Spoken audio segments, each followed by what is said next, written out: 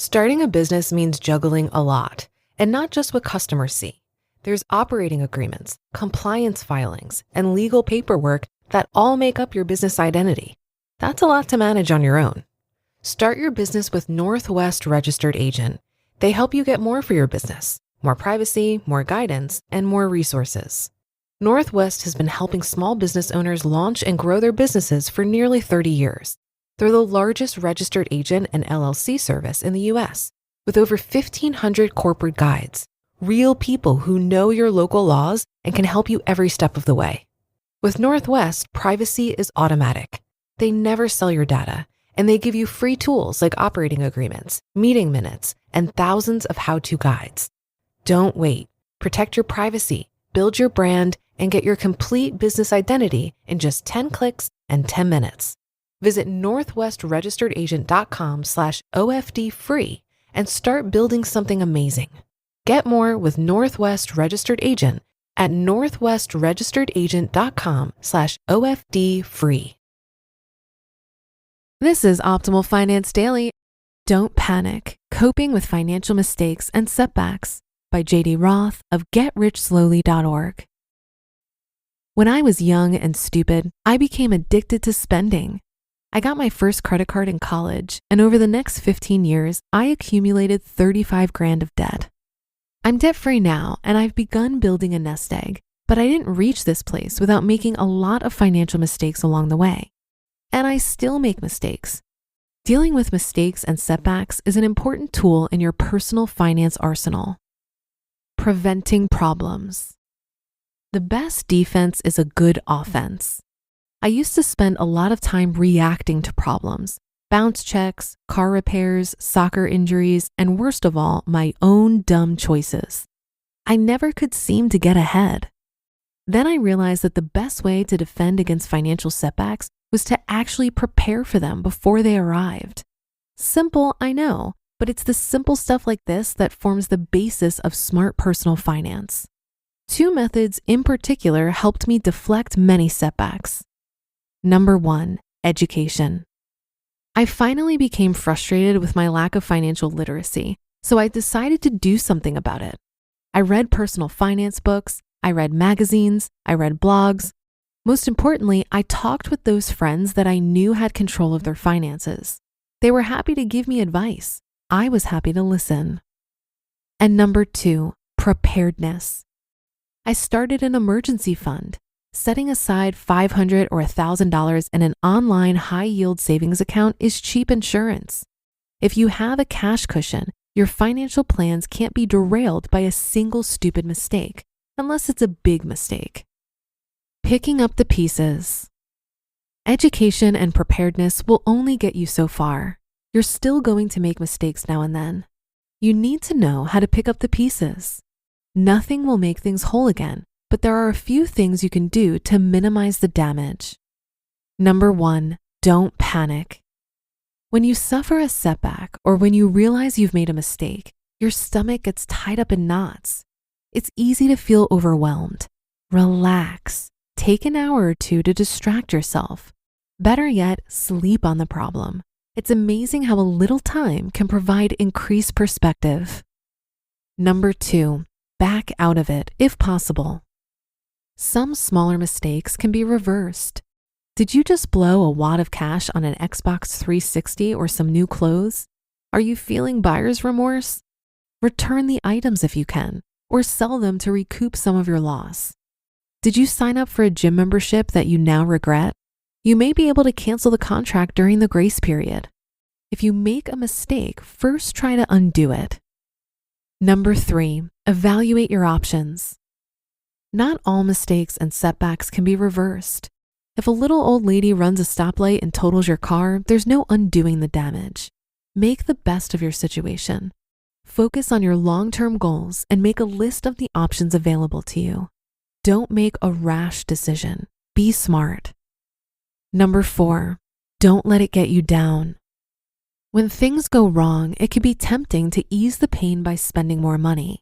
We buy things to make ourselves feel better, but this spending actually has the opposite effect. We feel guilty about what we've purchased, and this guilt makes us want to go out and spend more. Fight that feeling. Don't let one problem snowball into 2 or 3. Number 5, learn from your mistakes. Figure out where you went wrong. How did that traveling salesman sell you those overpriced steak knives?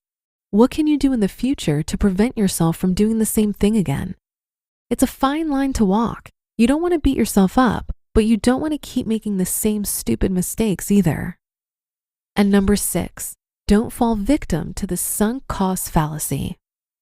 I recently had coffee with Debt Kid and listened to his story. After some initial success with day trading, Debt Kid found himself down $2,000. Rather than accept his losses and move on, he threw good money after bad. He lost $30,000 of his mother's money. Then he began to borrow to recover his losses. Ultimately, he found himself $250,000 in debt. This is the sunk cost fallacy in action. Just because you've already spent $200 on a gym membership you never use doesn't mean you need to keep spending money on it. Cut your losses. Get out as soon as possible. Stupid in real life. Although I make fewer mistakes than I used to, I still do dumb things from time to time. Last fall, I was talking to a friend who worked at the corporate offices of the F.I.R.E. He told me that the company's stock price had fallen, but management was certain they could turn things around. It was just a passing remark in a much larger conversation, but it made me think. The next day, I bought $3,500 worth of F.I.R.E. stock at $3.14 per share. This was the bulk of my Roth IRA money for 2007.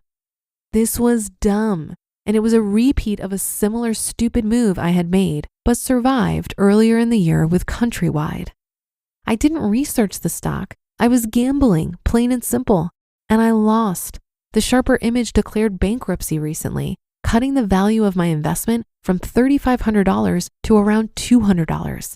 There's a chance it'll drop to zero.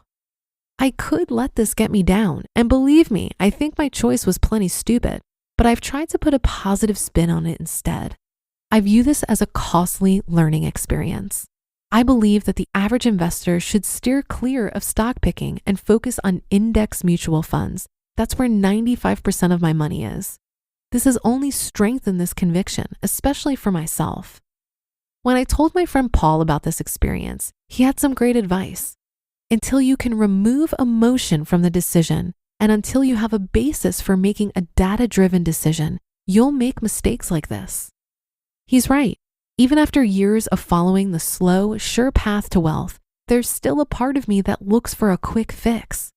The way to counter that is to become better prepared and better educated, so I'm not tempted to make similar mistakes in the future. You just listened to the post titled, Don't Panic, Coping with Financial Mistakes and Setbacks by J.D. Roth of GetRichSlowly.org.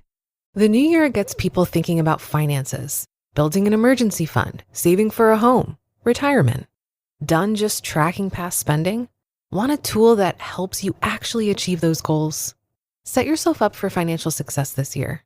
Monarch is the all-in-one personal finance tool designed to make your life easier. It brings your entire financial life, budgeting, accounts and investments, net worth, and future planning together in one dashboard on your phone or laptop. Be aware and in control of your finances this year and get 50% off your Monarch subscription with code OPTIMAL. I've been using Monarch for years. It keeps me focused on moving forward, not feeling bad about past spending. The savings projections help me make decisions that actually move the needle. Set yourself up for financial success in 2026 with Monarch, the all-in-one tool that makes proactive money management simple all year long. Use code OPTIMAL at monarch.com for half off your first year. That's 50% off your first year at monarch.com with code OPTIMAL. All these patients complaining they can't get their medicines. Insurers and PBMs are often owned by the same giant company, so middlemen, like me, decide what medicines you can get and how much you pay. But don't worry, if your prescription gets denied, we know another one that works for us. I mean, you. Washington should stop PBMs and insurers from driving up drug costs. Learn more at phrma.org/insurercosts. Paid for by Pharma. One of the things I notice when people talk about money is the undertone of shame many have about financial mistakes. And I get it. When I think about how much better off I'd probably be if I wasn't so careless and financially illiterate in my 20s, it's really hard to not have regrets. But what about some self-compassion? I have literally never met anyone who didn't make financial mistakes. And you can always make more money, but you will never get back this time you're spending feeling bad about yourself. The thing about money is that it really is all figure-outable. I think this tool of money is one of the few things in life that you can completely screw up and still come out on top eventually. It's much harder to heal from a health scare, fix a broken relationship, go through a career change, and waste time you'll never get back. But money, it's a completely impersonal tool. I think with a slight perspective shift, you can actually enjoy the process of learning from money mistakes rather than drowning yourself in shame and regret. There's a hilarious speech from the economy conference called Forged in the Fire of Financial F-Ups, where two ladies named Piggy and Kitty go through all of their financial mistakes and everything they've learned. They exhibit the kind of self-compassion that I'd love for all of us. So if that sounds interesting, you can watch it right now on the Economy Conference YouTube channel. That should do it for another edition of Optimal Finance Daily. I'll be back tomorrow as usual, so I'll see you there on the Wednesday show where your optimal life awaits.